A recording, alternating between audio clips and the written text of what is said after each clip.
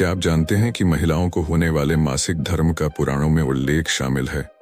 उन्हें मासिक धर्म क्यों होता है, इस पर एक पौराणिक कथा भी मौजूद है जो इंद्रदेव से संबंधित है। भागवत पुराण में वर्णित एक कथा के अनुसार एक बार बृहस्पति, जो देवताओं के गुरु थे, वे इंद्रदेव से काफी नाराज हो गए।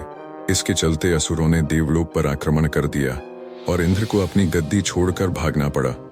असुरों से खुद को बचाते हुए वे सृष्टि के रचनाकार भगवान ब्रह्मा के पास पहुंचे और उनसे मदद मांगने लगे। तब ब्रह्मा जी ने उन्हें बताया कि उन्हें एक ब्रह्मज्ञानी की सेवा करनी चाहिए। यदि वह प्रसन्न हो जाए तभी उन्हें उनकी गद्दी वापस प्राप्त होगी। आज्ञानुसार इंद्रदेव एक ब्रह्मज्ञानी की सेवा में लग गए, लेकिन वे इस बात से अनजान थे कि उस ज्ञानी की माता एक असुर थी, इसलिए उसके मन में असुरों के लिए एक विशेष स्थान था। इंद्रदेव द्वारा अर्पित की गई सारी हवन की सामग्री जो देवताओं को चढ़ाई जाती है, वह ज्ञानी उसे असुरों को चढ़ा रहा था। इससे उनकी सारी सेवा भंग हो रही थी। जब इंद्रदेव को सब पता लगा तो वे बेहद क्रोधित हो गए और उन्होंने उस ब्रह्मज्ञानी की हत्या कर डाली। एक गुरु की हत्या करना घोर पाप था, जिस कारण उन पर ब्रह्म हत्या का पाप आ गया। ये पाप एक भयानक राक्षस के रूप में इंद्र का पीछा करने लगा। किसी तरह इंद्र ने खुद को एक फूल के अंदर छुपाया और 1,00,000 साल तक भगवान विष्णु की तपस्या की।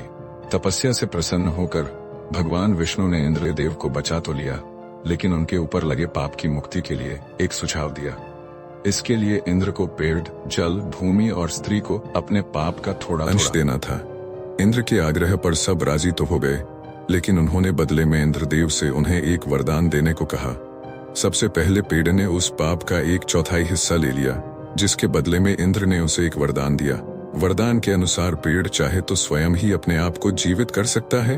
इसके बाद जल को पाप का हिस्सा देने पर इंद्रदेव ने उसे अन्य वस्तुओं को पवित्र करने की शक्ति प्रदान की। यही कारण है कि हिंदू धर्म में आज भी जल को पवित्र मानते हुए पूजा पाठ में इस्तेमाल किया जाता है। तीसरा पाप इंद्रदेव ने भूमि को दिया। इसके वरदान स्वरूप उन्होंने भूमि से कहा कि उस पर आई कोई भी चोट हमेशा भर जाएगी। अब आखिरी बारी स्त्री की थी।